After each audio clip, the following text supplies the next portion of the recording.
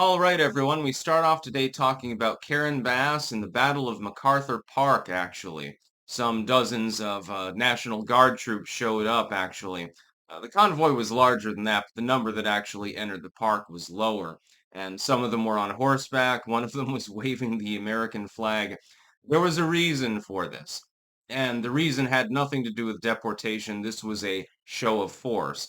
Karen Bass, exposed for being completely helpless in the face of the situation. And some protesters showed up, and the liberal side of the legacy media is, howling, outrage at this and saying, "Oh my God, there were so many people that were so pissed off." Not one incidence of violence, I notice, when the troops show up. That tends not to be a thing. And the head actually of the operation saying, well, I mean, she's going to have to get fucking used to it because we're not going anywhere. This is going to be a normal thing. What happened here in MacArthur Park was effectively just a show of force. That's all that it was.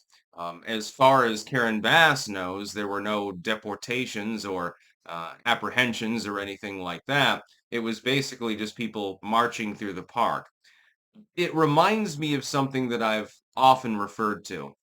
LBJ used to whip out his cock in front of people just to show that he could and say, "This is why I'm in charge," and apparently had a fairly large cock. And so that was his show of force, effectively.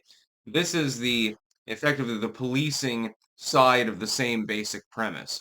You're showing people, look, I can show up in your community at any time and put troops there and do what I want. And there's nothing that you can do about it.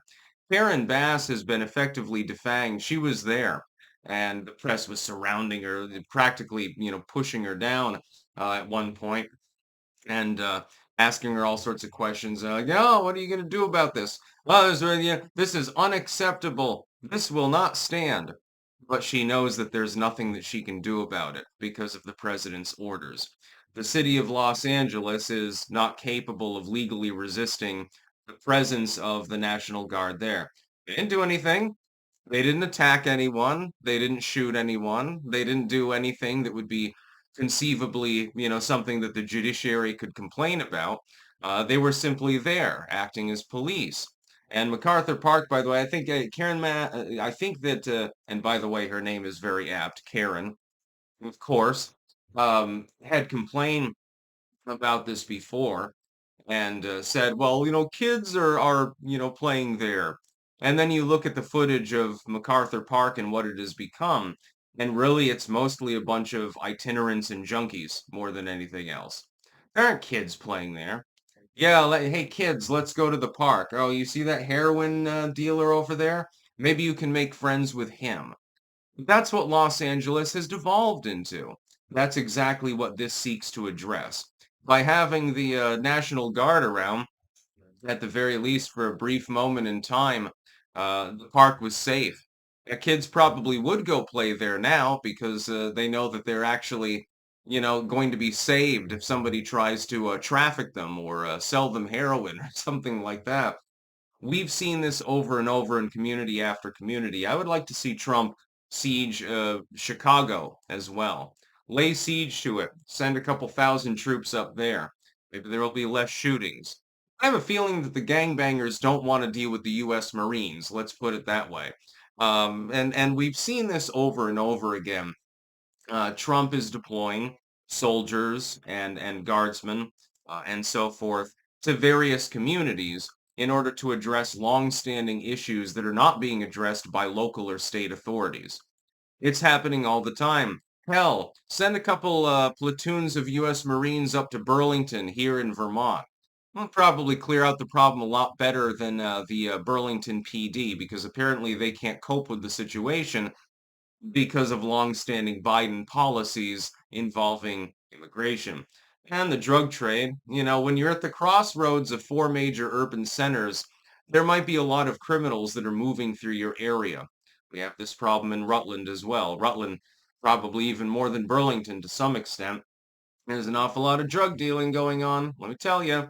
But Karen Bass is really the biggest loser here because she's she's basically spitting hate at the administration, saying, "Oh, this is not acceptable. You're not allowed to do this. I will not sit still for this." But there's nothing you can do. And you have been exposed as basically completely impotent in the legal sense. You don't have jurisdiction. You don't have the ability to unilaterally tell the federal government, no, you can't be in this community. Gavin Newsom came out too and condemned this.